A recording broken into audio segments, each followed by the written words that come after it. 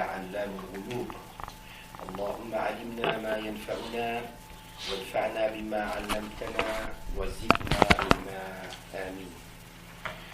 Je commence par l'évocation du nom de Allah, le premier dont l'existence n'a pas de début, celui qui existait avant toute chose et qui n'a pas subi de changement par la création de l'eau, du trône et des autres êtres créés. Ainsi, après avoir créé l'endroit qui a commencé à exister par l'existence de l'eau, il ne s'est pas trouvé dans un endroit. Et après avoir créé le trône, il ne s'est trouvé ni sur le trône, ni au-dessus de celui-ci. Il a le dessus de suprématie et non le dessus spatial. Il a l'élévation d'éminence et non l'élévation spatiale. Et s'est éloigné de l'agrément de Allah, celui qui a rendu notre Seigneur dépendant de sa création. La louange est donc à Allah qui a dit dans son livre وَمَا قَدَرُ اللَّهَ حَقَّ قَدْرِهِ, interprétation, et ils n'ont pas apprécié Allah à sa juste valeur. Allah a donc les attributs, les noms de la perfection absolue, dignes de sa réalité, qui sont exemptes de toute imperfection. Nous croyons donc aux attributs de notre Seigneur en affirmant qu'ils ne sont pas ceux de la corporalité ou de la description physique. Interprétation, aucun être ne lui ressemble et il est l'entendant et le voyant. Et que Allah augmente le degré et les bénédictions de notre maître Muhammad sallallahu alayhi wa sallam, qui a dit Al-Anbiya'u ikhwatun na'allat ummahatun shatta wa dinun wahid. Interprétation, les prophètes sont par leur croyance frères, leurs mères sont différentes et leur religion est la même, qualifiés par la véracité, la fiabilité, la sagacité et la transmission de la révélation. Tous les prophètes ont enseigné à leur peuple l'unicité de Allah. Le messager de Allah sallallahu alayhi wa sallam a dit أفضل ما قلت أنا والنبيون من قبلي لا إله إلا الله. Interprétation, la meilleure parole que j'ai prononcée ainsi que les prophètes qui m'ont précédé est il n'est de Dieu que Allah. Ceci étant dit, la semaine dernière, nous avions terminé le chapitre qui traite sur les prophètes du livre de l'imam As-Sanusi, qu'Allah Ta'ala lui fasse miséricorde. Et donc, après avoir terminé sur les croyances qui se rapportent aux prophètes, je vais vous expliquer certains récits qui leur sont attribués faussement. Je veux vous parler de certains récits qui sont faussement attribués à ces prophètes. Donc, parmi les récits qui sont faussement attribués, c'est de penser qu'un des prophètes parmi les prophètes aurait eu une femme fornicatrice. C'est impossible. Aucun prophète, alayhimus salatu wassalam, n'a jamais eu une femme fornicatrice.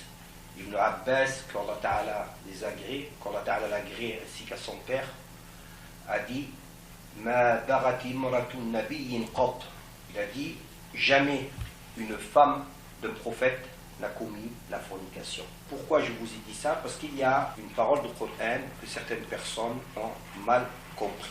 Ils ont attribué au prophète Nuh alayhi salam, ils ont attribué que sa femme aurait été une fornicatrice, alors qu'il n'en est rien.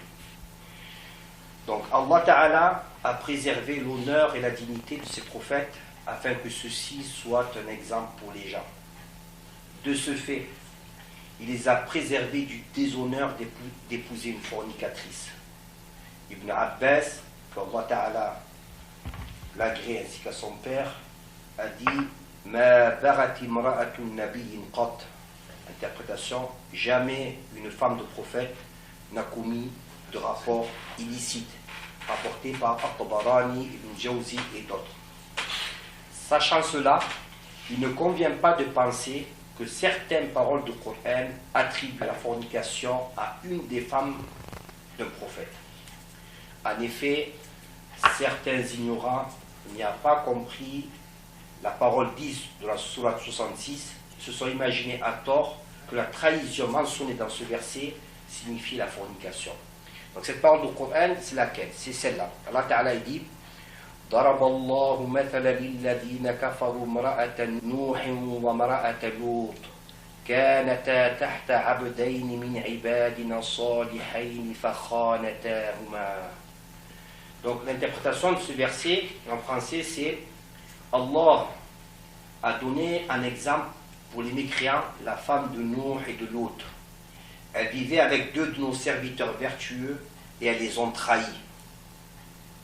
Elle vivait avec deux de nos serviteurs vertueux et elles les ont trahis. Donc la femme de Lot et de Nour, malgré que leurs maris soient des prophètes, elles sont mécréantes. Elles étaient mécréantes.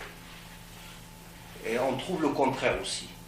Pharaon c'est un mécréant, mais son épouse Assia était une musulmane vertueuse. Et c'était les lois qui régissaient la communauté dans laquelle elle dépendait. Donc pour les femmes de Lot et de Nour, Allah Ta'ala les a cité un exemple. Pourquoi? Que bien que leur mari soit prophète, elles les ont trahis dans quel sens? Pas dans le sens qu'elles commettaient la fornication, mais dans le sens qu'elles ne les ont pas suivies dans l'islam. Donc nous allons expliquer ce que veut dire ici le mot trahison. Donc attribuer à une femme d'un prophète la fornication, c'est une accusation calomnieuse rejetée.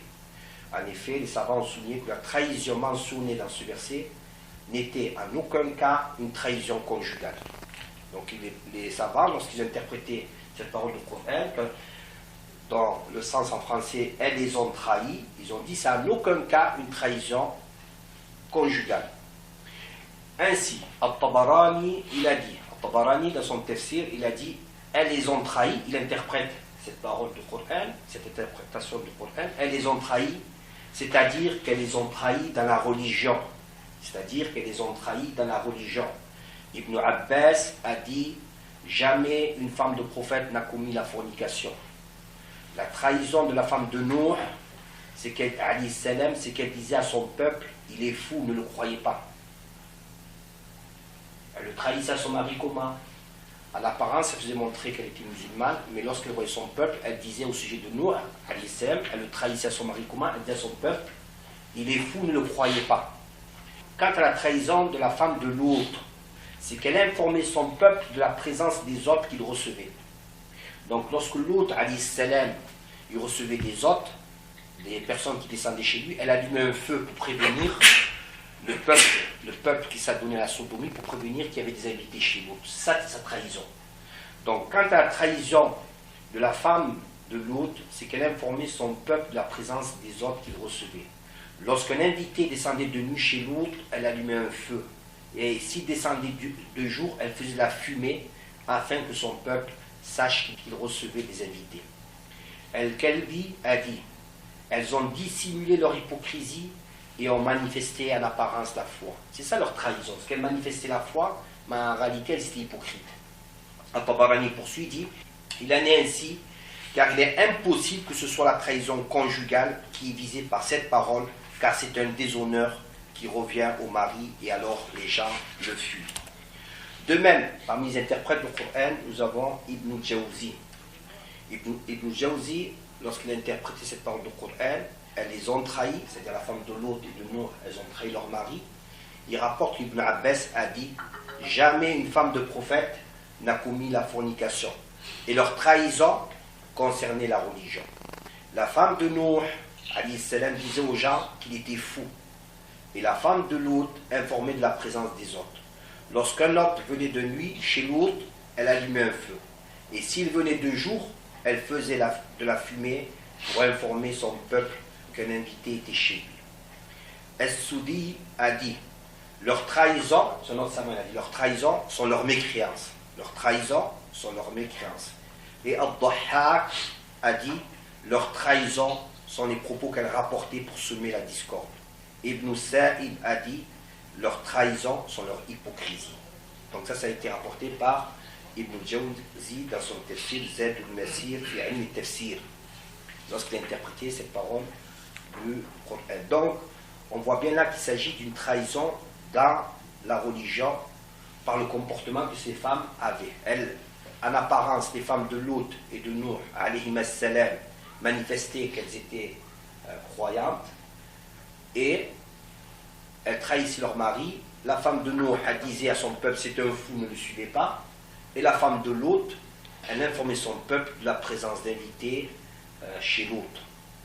Alayhi salam. Malgré toutes ces preuves, certaines personnes, maintenant leur accusation, ont prétendu que la parole 46 de la sourate 11 prouvait que cet enfant n'était pas le sien et que sa femme avait donc commis la fornication. Donc malgré cela, il y a des personnes, ils se sont accrochés à la parole 46 de la sourate 11 pour dire que non, la femme de Nour a bien commis la fornication. Bien entendu, c'est faux, c'est un égarement. Elles ont dit, elles se sont basées sur une parole du Coran, quand Allah Ta'ala il dit à Nour, Ya Nuh, innahu laysa min ahlik, innahu amalun ghayru salih. Interprétation, Allah Ta'ala il dit, ô Nour, il n'est pas de ta famille, sous-entendu ta famille religieuse, c'est un enfant non vertueux. Ô Nour, il n'est pas de ta famille, sous-entendu ta famille religieuse, qui ne fait pas partie des musulmans. Un des fils de Nour, il ne fait pas partie des musulmans. Donc, ô Nour, il n'est pas de ta famille, c'est un enfant non vertueux. Donc, ces personnes, elles se sont accrochées à cette parole du Coran et elles ont dit que cet enfant n'était pas le fils de Nour, que c'est une preuve que la femme de Nour a commis la fornication. Donc, cette fausse prétention est exclue, on exclut cette prétention en affirmant que le mot famille s'emploie ici pour désigner ceux qui se réunissent sous une même croyance.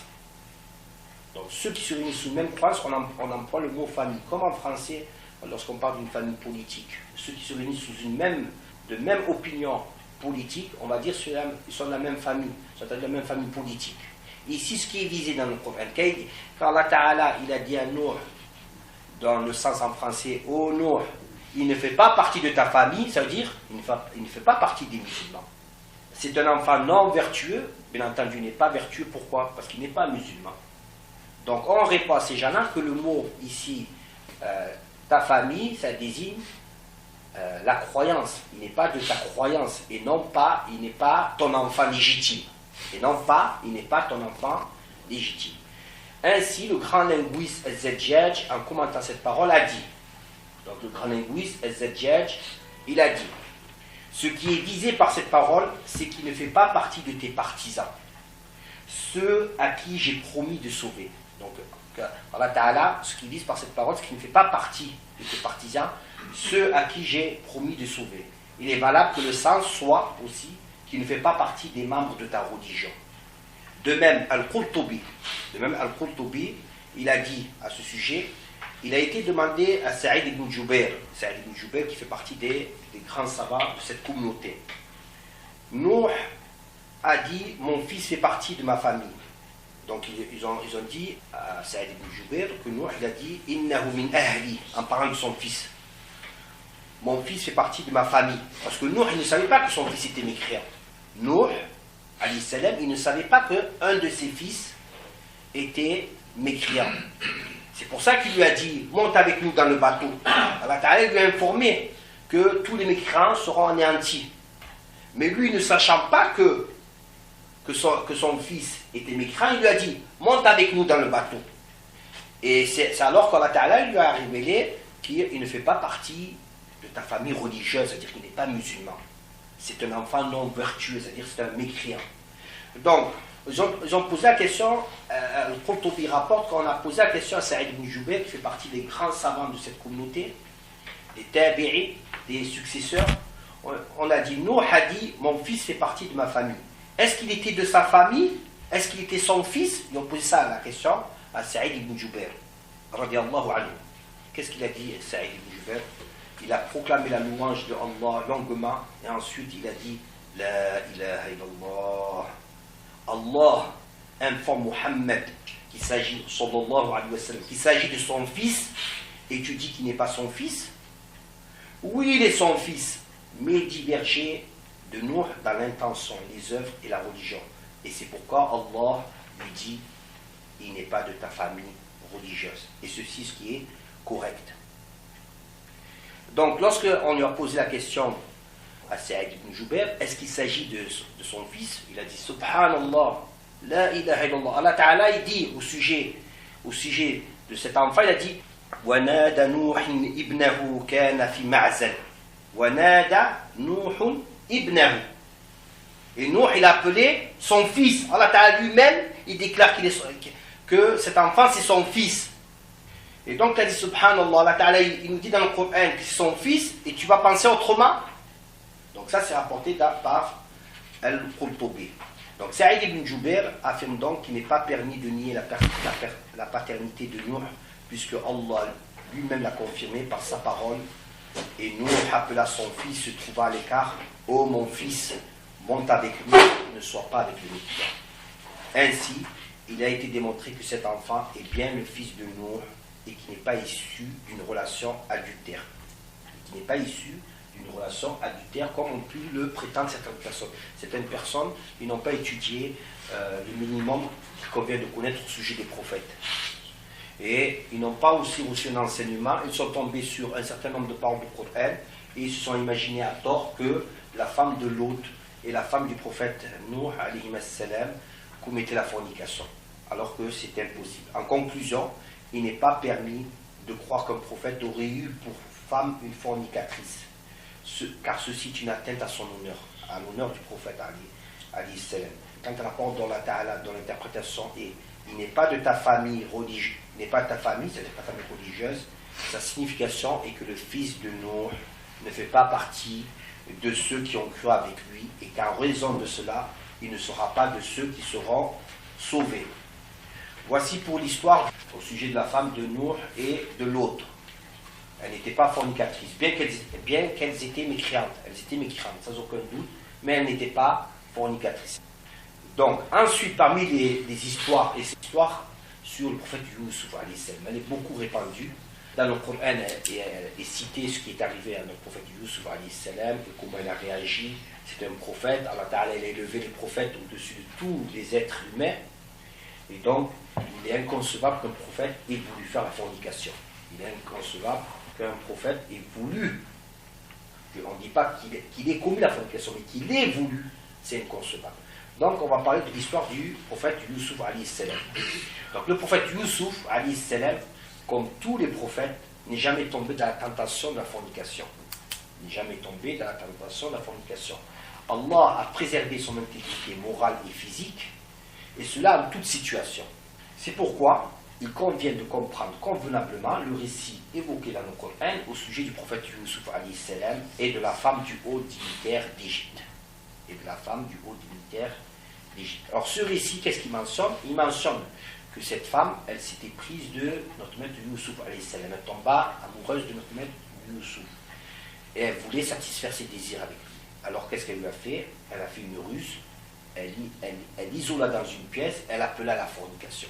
Le prophète Youssouf, lorsqu'elle a appelé la fornication, la première parole qu'il a dite,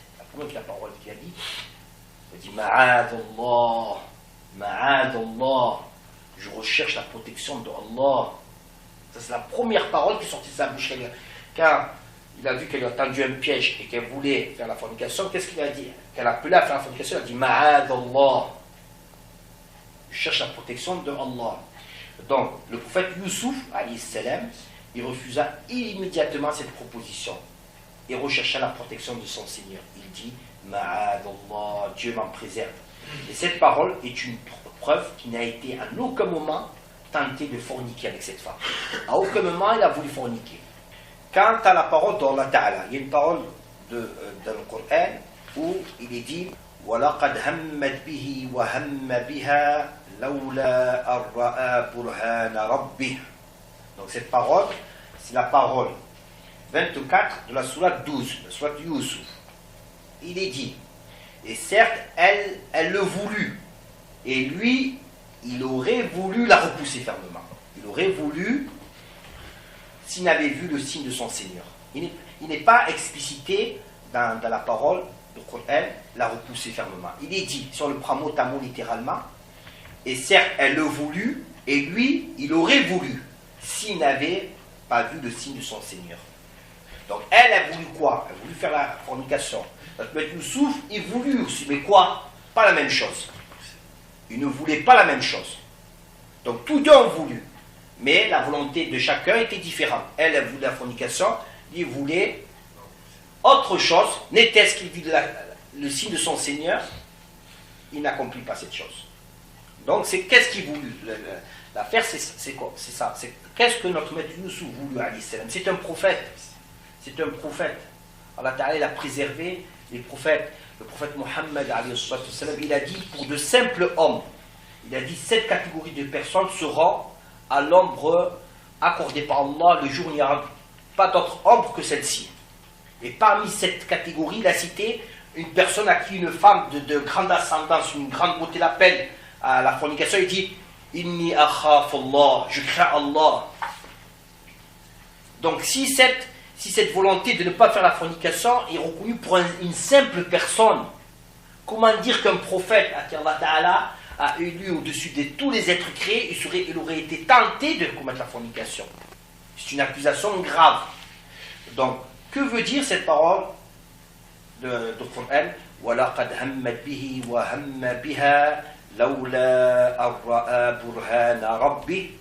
Qu'est-ce qu'elle veut dire cette parole? Interprétation, et certes elle le voulut, et lui il aurait voulu s'il n'avait pas vu le signe de son Seigneur. Donc cette parole, il ne faut pas la comprendre dans le sens que Youssouf alayhi salam ait voulu commettre la fornication. En effet, la volonté de chacun était différente. Elle voulait commettre la fornication, alors que le prophète Youssouf alayhi salam il voulait quoi? Il voulait la repousser. Il voulait la repousser. Lorsqu'elle est venue à lui, qu'est-ce qu'il a voulu faire? Il a voulu la repousser. N'était-ce qu'il vit un signe de son Seigneur? Il a été révélé, il y a Youssouf. Si tu la pousses, elle va t'accuser que tu as voulu faire la fornication. Dirige-toi vers la porte. C'est ça. Il a voulu quoi? Il a voulu quoi, notre maître Youssouf? Il a voulu la repousser. Mais il a vu un signe de son Seigneur. Il a été révélé, il y a Youssouf alayhi salam. Si tu la pousses, elle va t'accuser. Fornication. Cours vers la porte. C'est ça qu'il a voulu, notre maître Youssouf. Parmi des interprétations qui ont été données sur ce que notre maître Youssouf alayhi salam a voulu. Donc, Ar-Razi, lorsqu'il interprète cette parole du Coran, il a dit pour ce qui est de l'unanimité, les exégètes sont unanimes que la femme a voulu commettre le péché, la fornication. Donc, tous les interprètes du Coran, ils sont unanimes pour dire que cette femme, la femme du haut dignitaire d'Égypte, Zulaykha, elle a voulu commettre la fornication. Quant à ce qu'a voulu Youssouf, nous avons démontré, Ar-Razi dit, comme Allah fasse miséricorde, quant à ce qu'a voulu Youssouf, alayhi salam, nous avons démontré qu'il n'est pas permis que cela corresponde à la fornication. Et rien dans la parole d'Allah n'indique qu'il ait voulu cela. Alors pas de blâme. La volonté que Youssouf eut était de la repousser loin de lui. Et ceci est similaire à la parole que l'on dit, qui dit en arabe, laqad hamamtu bi fulan. En arabe, on dit laqad hamamtu bi fulan, c'est-à-dire je voulais frapper telle personne. En arabe, lorsqu'on dit cette parole, ça veut dire je voulais frapper cette personne. Donc l'interprète Ar-Razi, il dit que ce qu'il voulait, c'est quoi? Ce qu'il voulait, lui, la repousser. Il voulait la repousser.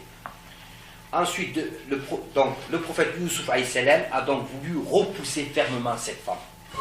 Mais voyant le signe de son Seigneur, il ne la repoussa pas et se dirigea vers la porte. Ce signe, c'est que Allah lui révéla de ne pas la repousser afin qu'elle n'utilise pas cet acte dans son accusation mensongère. C'est pourquoi elle se dirigea vers la porte et il découvrit son mari. Donc s'il avait poussé à ce moment le mari, il ouvre la porte, elle serait par terre, elle aurait dit regarde, il a voulu faire la fornication. Regarde ce qu'a voulu faire Youssouf alayhi salam. Elle aurait dit ça la femme. Mais malgré cela, elle a accusé de fornication. Elle a accusé lorsque son mari, lorsqu'il a ouvert la porte, il a trouvé son mari devant la porte, la femme du dignitaire, dans un premier temps, pour se dédouaner, elle a accusé Youssouf. Donc, Allah Ta'ala, à ce sujet, il dit وَاسْتَبَقَ الْبَابَ وَقَدَّتْ قَمِيصَهُ مِنْ دُبُرٍ وَأَلْفَيَا سَيِّدَهَا لَدَى الْبَابِ قالت ما جزاء من أراد بأهلك سوء إلا أن يسجن أو عذاب أليم. Interprétation, ils coururent à la porte et elle lui déchira sa tunique par derrière. Ils trouvèrent son mari devant la porte. Elle lui dit quelle est la sanction de celui qui a voulu du mal pour ta famille, si ce n'est la prison ou le châtiment douloureux? Voilà ce qu'elle a dit à son mari. Donc ça, c'est l'interprétation de la parole 25 de la sourate 12. Donc la femme du haut dignitaire d'Égypte accusa le prophète Youssouf alayhi salam, mais celui-ci, Allah Ta'ala, il ne discute pas par remplacement de la déchirure sous sa tunique. Ce qui prouve que lui ne voulait pas, c'est quoi? C'est qu'elle a été coupée sa tunique par où? Derrière. Par derrière. Elle n'était pas coupée par devant, mais au niveau du dos. Et cela prouve que le prophète Youssouf alayhi salam ne s'est pas présenté à elle pour faire le rapport. Au contraire, il lui tourna le dos et c'est elle qui s'est accrochée à son vêtement. Donc lorsqu'un homme veut faire le rapport avec une femme, il se présente devant. Donc si c'était lui qui avait voulu, la tunique, elle aurait déchiré par devant pour le repousser. Et donc, le fait que la tunique a été déchirée par derrière, c'est une preuve qu'il n'a pas voulu commettre la fornication. Donc, au sujet de cet événement, ce qui s'est passé, au sujet de ces vêtements, Allah Ta'ala a disculpé Youssouf. Comment? C'est qu'un témoin de la famille de la femme, il va dire, regardez, si la tunique est coupée par devant, alors c'est vrai, elle est véridique et lui c'est un menteur. Et si la tunique est coupée par derrière, alors elle est menteuse et lui il est véridique. Donc Allah Ta'ala il dit à ce sujet, وَشَهِدَ شَاهِدٌ مِّنْ أَهْلِهَا إِنْ كَانَ قَمِيصُهُ قُدَّ مِنْ قُبُلٍ فَصَدَقَتْ وَهُوَ مِنَ الْكَاذِبِينَ وَإِنْ كَانَ قَمِيصُهُ قُدَّ مِنْ دُبُرٍ فَكَذَبَتْ وَهُوَ مِنَ الصَّادِقِينَ. Donc qu'est-ce qu'il dit Allah Ta'ala? Interprétation, un témoin de sa famille fit le témoignage. Si sa tunique est déchirée par devant, alors elle a dit vrai. Et lui fait partie des menteurs. Et si sa tunique est déchirée par derrière, c'est elle qui a menti et c'est lui qui dit vrai. Lorsqu'il vit que sa tunique, lorsque son mari vit que sa tunique fut déchirée par derrière, il dit, c'est l'une de vos ruses. Vos ruses sont vraiment énormes. Il a dit, son mari, innahu min kaydikun, inna kaydakunna azim. Donc il a vu que Youssouf était véridique, la tunique a été déchirée par derrière, donc Youssouf il est véridique alayhi salam, et c'est la femme qui a voulu faire la fornication. Ainsi le prophète Youssouf alayhi salam il voulut quoi? Il voulut la repousser et non pas la fornication. Mais il ne le fit pas, il ne la repoussa pas, car il vit le signe de son Seigneur. Ceci est une des interprétations données par les savants. C'est une des interprétations qui est donnée à cette parole, le Coran qui وَلَقَدْ هَمَّتْ بِهِ وَهَمَّ بِهَا لَوْلَا أَرَّأَ بُرْهَانَ رَبِّهِ. Interprétation, et elle le voulut, et lui voulut, n'était-ce qu'il vit un signe de son Seigneur. C'est une des interprétations qui dit que lui, notre maître Youssouf alayhi salam, il voulait la repousser. Contrairement à ce qu'on peut trouver dans certains textes du Coran qui dit que notre maître Youssouf, il s'est mis entre ses jambes et au moment où il a voulu faire la fornication, il a vu un ange qui se mordait les doigts. Ça, ce sont des histoires qui sont fausses. Ça ne convient pas à un vertueux, on ne lui attribuerait pas ceci. Donc d'autres savants, ils ont donné d'autres interprétations que ceci. Tout en excluant d'autres savants, tout en excluant que le prophète Youssouf ait voulu commettre la fornication, ont donné une interprétation différente de cette parole. Ils ont dit, la femme le désira, et lui, s'il n'avait pas vu le signe de son Seigneur, c'est-à-dire s'il n'avait pas eu la prophétie, il aurait voulu. Donc ces savants, ils ont donné une autre interprétation. Elle le désira, et lui, s'il n'avait pas été prophète, s'il n'avait pas vu le signe de son Seigneur, c'est quoi le signe de son Seigneur? C'est qu'il est prophète, il aurait voulu, mais comme il est prophète, il n'a pas voulu. Donc, ces savants, ils ont donné une autre interprétation. Ils ont dit, la femme le désira. Et lui, s'il n'avait pas vu le signe de son Seigneur, c'est-à-dire s'il n'avait pas eu la prophétie, il aurait voulu.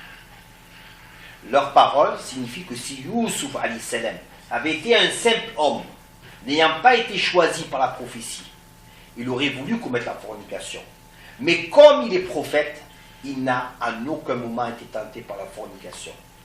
Ainsi, étant donné que Youssouf alayhi salam avait vu le signe de son Seigneur, c'est-à-dire qu'il avait été choisi par son Seigneur pour qu'il soit prophète, il ne la désira aucunement. Donc vous avez compris cette deuxième interprétation des savants? Ici une autre, c'est différent de la première. La première dit non, lui il voulait la repousser. Donc tous sont d'accord pour dire qu'il ne voulait pas commettre la fornication. Mais comment on interprète cette parole? Le Coran, certains ont dit qu'il a voulu la repousser, d'autres ont dit s'il n'avait pas été prophète, ça veut dire ça. Il aurait voulu s'il n'avait pas vu le signe de son Seigneur. C'est quoi le signe de son Seigneur? C'est qu'il est prophète. Donc à aucun moment il a voulu. C'est la deuxième interprétation de ces savants. Donc par conséquent, il n'est pas permis de penser que le prophète Youssouf alayhi salam aurait été tenté par la fornication. En effet, même celle qu'il avait accusée injustement a reconnu son innocence, comme le rapporte la parole de Coran. Donc même celle qu'il a accusée au début de fornication, elle est revenue sur ses propos à la fin. Donc c'est la parole 51 de la sourate 12. L'interprétation c'est maintenant, elle dit, la femme du haut dignitaire d'Égypte, maintenant la vérité s'est cristallisée, c'est moi qui l'ai voulu et il fait partie des véridiques.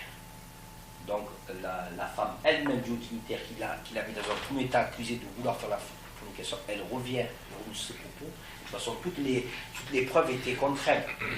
La tunique et le fait que cette tunique soit déchirée par derrière, ça vient contre elle. En plus, le témoin qui a témoigné, c'est un témoin de sa famille. Certains disent c'est un enfant à qui Allah Ta'ala, il a fait parler cet enfant, un nourrisson. Quoi qu'il en soit, c'est un témoin de sa famille. De la famille de qui? De la femme. Donc toutes les preuves l'accablaient.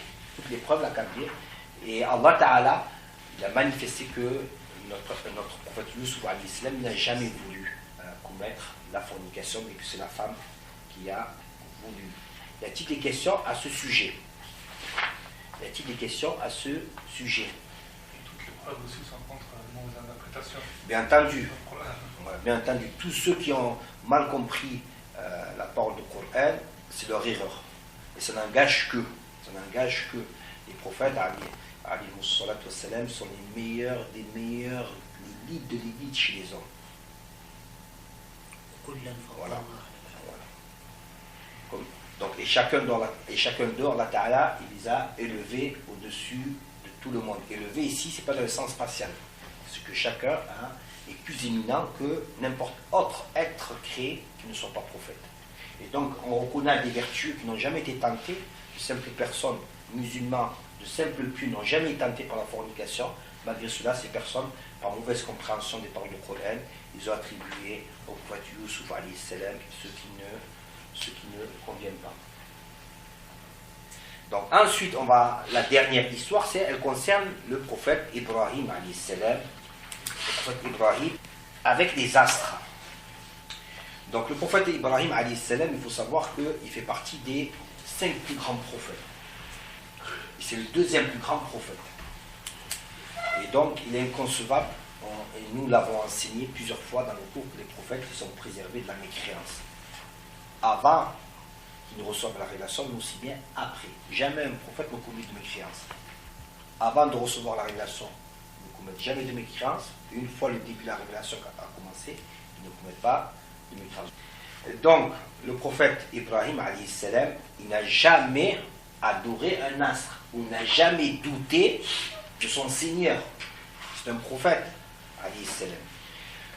Le prophète Ibrahim, alayhi salam, n'a jamais fait partie des associateurs à la divinité. Il n'a jamais adoré un autre que Allah Ta'ala. Allah Ta'ala, il dit à son sujet: Ma kana Ibrahim yahudiyan wala nasraniyan walakin kana hanifa muslima wa ma kana min al-mushrikin wa ma kana min al-mushrikin. Interprétation: Ibrahim n'était ni juif ni chrétien, mais il était musulman et il ne faisait pas partie des associateurs à la divinité. Interprétation de la parole 67 de la sourate 3.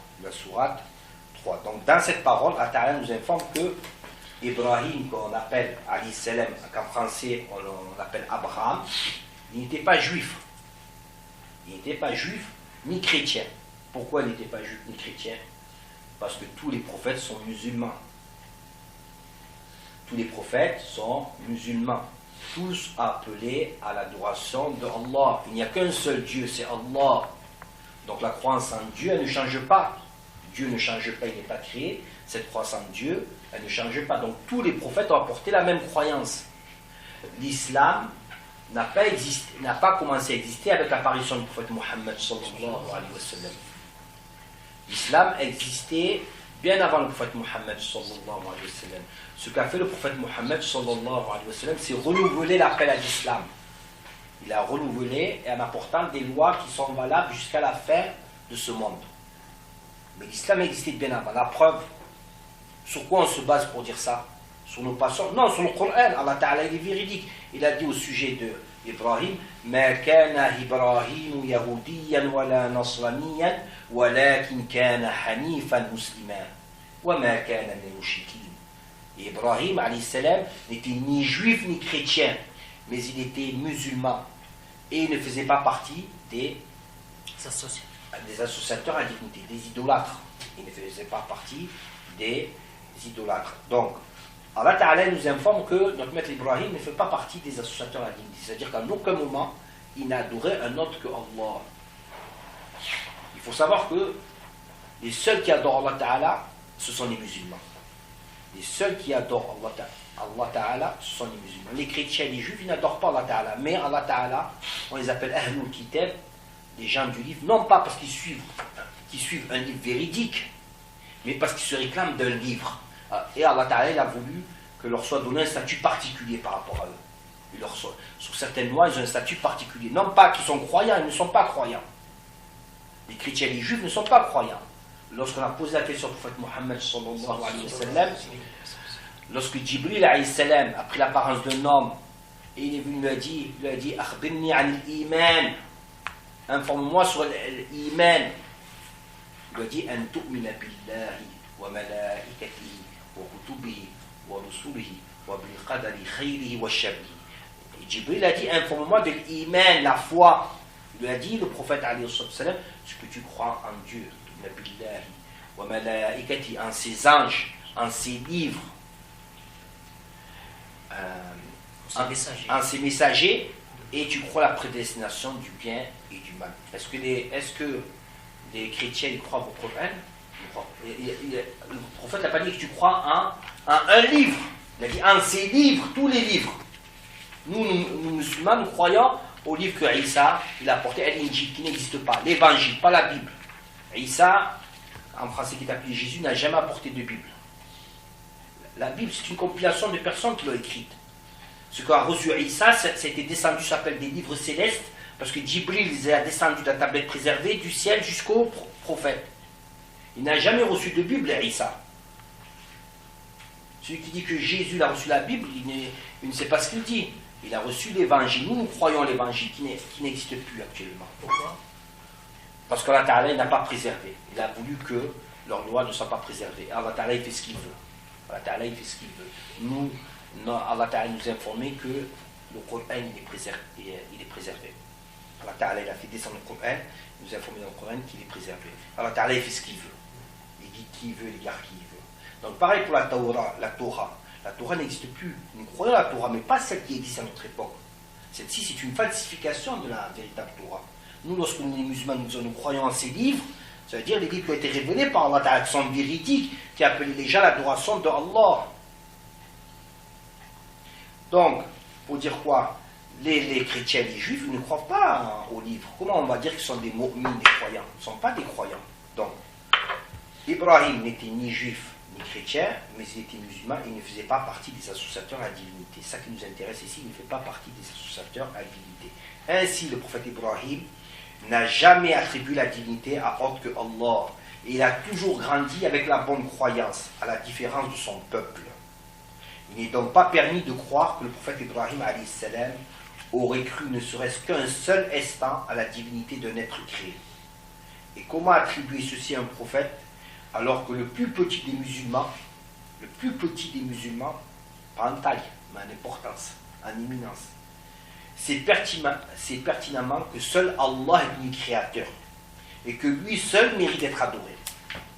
Vous prenez n'importe quel musulman, le plus petit musulman, c'est le plus grand pécheur des pécheurs de cette communauté. Il va vous dire que seul Allah Ta'ala mérite d'être adoré. Il va commettre le haram, mais il va vous dire, il est musulman, il n'y a que Allah Ta'ala qui mérite d'être adoré. Alors comment attribuer à un prophète, à qui Allah Ta'ala a élu au-dessus de tous les êtres créés, lui attribuer qu'il aurait adoré des idoles? Et tout ça pourquoi? Par mauvaise compréhension des textes du Coran. Tout ça par mauvaise compréhension des textes du Coran. Comment prétendre cela alors qu'Allah Ta'ala l'a qualifié de véridique dans son livre? Alors que Allah Ta'ala l'a qualifié de véridique dans son livre. Allah Ta'ala il a dit au sujet d'Ibrahim: وَاذْكُرْ فِي الْكِتَابِ إِبْرَاهِيمَ إِنَّهُ كَانَ صِدِّيقًا نَبِيًّا. Interprétation et mention du livre Ibrahim, c'est-à-dire le récit de Ibrahim. Il fait partie des véridiques et des prophètes. Allah Ta'ala, en parlant du prophète Ibrahim, il dit que c'est un véridique. C'est pourquoi il convient d'interpréter comme il se doit les paroles suivantes. Donc il y a, dans le Coran, il y a des paroles où notre maître Ibrahim, il appelle son peuple à adorer qu'un seul Dieu. Et son peuple, c'est un peuple qui adore les astres. Ils adorent la lune, ils adorent le soleil, et ils adorent l'étoile. Donc le prophète Ibrahim, qu'est-ce qu'il a fait? Il a voulu argumenter avec eux. Il n'aura pas apporté des textes.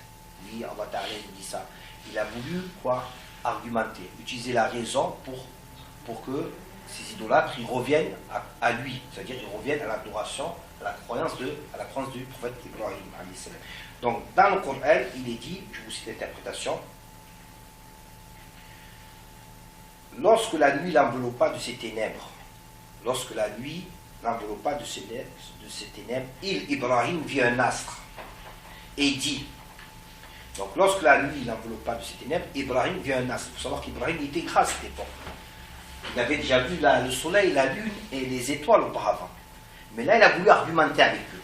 Il était parmi eux, et lorsque la nuit elle est venue, il a vu un astre, il a dit Hada Rabbi, c'est-à-dire ce serait mon Seigneur, c'est-à-dire ce serait selon vos prétentions mon Seigneur. Lorsqu'il disparut, il dit je n'aime pas ceux qui disparaissent. Donc dans un premier temps, il avait un astre.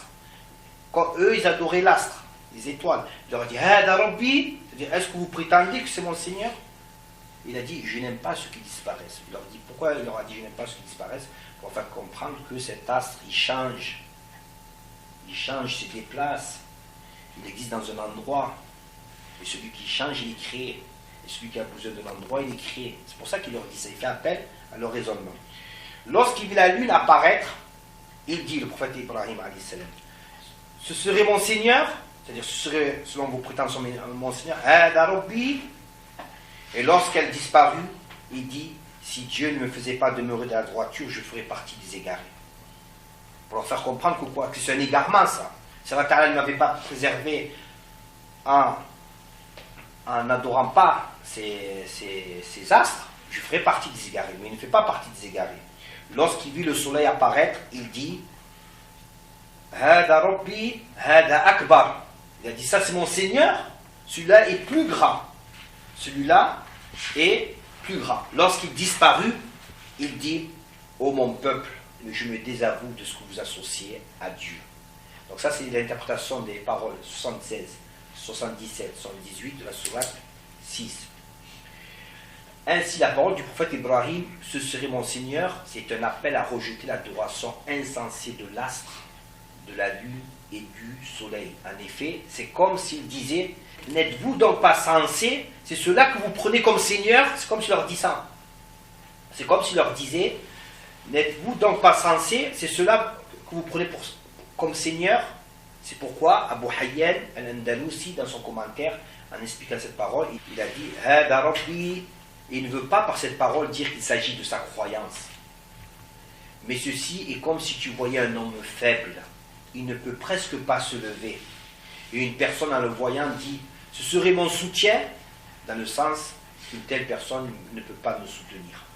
Donc Abu Hayyan al-Andalusi, il donne un exemple. Il dit la parole du prophète Ibrahim lorsqu'il a vu ses actes dire Hada Rabbi, ça veut dire c'est ça que vous prétendez être mon Seigneur. Il a dit c'est comme si de la dunya, par exemple, quelqu'un il veut faire un déménagement. Et il a besoin de quelqu'un pour l'aider. Une personne, elle lui dit, je t'apporte une personne qui va venir t'aider à déménager. Il lui apporte un vieillard. Il lui dit, ça c'est mon soutien, lui il va m'aider.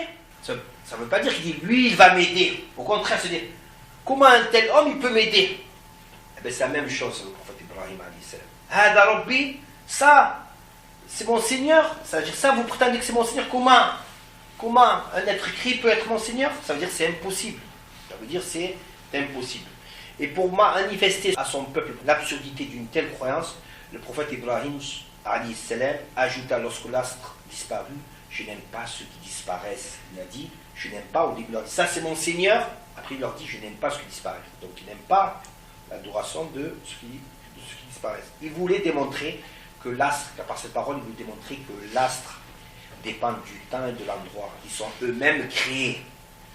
Et que celui qui dépend de ce qui est créé ne peut être que créé. Il voulait aussi démontrer à son peuple que l'évolution de l'astre en passant d'un état à un autre témoigne qu'il subit des modifications et donc qu'il n'est pas maître de lui-même. Alors comment pourrait-il être le maître de l'univers? Il voulait démontrer cela, le prophète Ibrahim. Ainsi, le changement et le déplacement sont propres au corps et ils ne peuvent donc pas caractériser le Créateur. Nous l'avons vu dans les cours sur la croyance. Abu Hayyan, en interprétant la parole dans le sens en français et je n'aime pas ceux qui disparaissent, il a dit, c'est-à-dire l'adoration de ceux qui disparaissent et changent d'un état à un autre, qui se déplacent d'un endroit à un autre, car tout cela fait partie des caractéristiques des corps et Allah en est exempt. Le prophète Ibrahim alayhi salam démontra donc que l'astre ne pouvait être Dieu. Et il procéda à la même argumentation avec la lune en ajoutant qu'il s'agissait d'une croyance d'égarement. Il a dit quoi à ce sujet? L'interprétation française, si Dieu ne me faisait pas demeurer dans la droiture, je ferais partie des égarés. C'est-à-dire, Allah m'a préservé d'être égaré. Et celui qui adhère à la croyance que les astres sont des divinités, alors il fait partie certes des égarés. Abu Hayyan dit à ce sujet, c'est un avertissement adressé à son peuple sur le fait que celui qui prend la lune comme divinité, alors qu'elle est semblable aux astres dans sa disparition, alors il est égaré, car être guidé sur la voie de la vérité dépend de la volonté de Allah qui soit exaltée. Y a-t-il des questions? Donc, pour terminer, je vais vous citer un certain nombre de phrases de ulama dans lesquelles il nous enseigne que les prophètes sont préservés de la mécréance. Al-Amidi, qu'Allah Ta'ala lui fasse miséricorde, a dit au sujet des péchés qui sont de la mécréance, alors nous ne connaissons pas de divergence entre les communautés musulmanes qui en sont préservées. Ar-Razi, lui-même il a dit aussi, la communauté unanime sur l'affirmation que les prophètes sont préservés de la mécréance et des égarements. Al-Qadi'iyad, Al-Maliki, qui est enterré à Marrakech, il a dit dans son livre Al-Shifa, il a dit ce qui est exact, c'est qu'ils sont préservés avant la prophétie de l'ignorance au sujet de Allah et de ses attributs et du doute qui se rapporte à cela.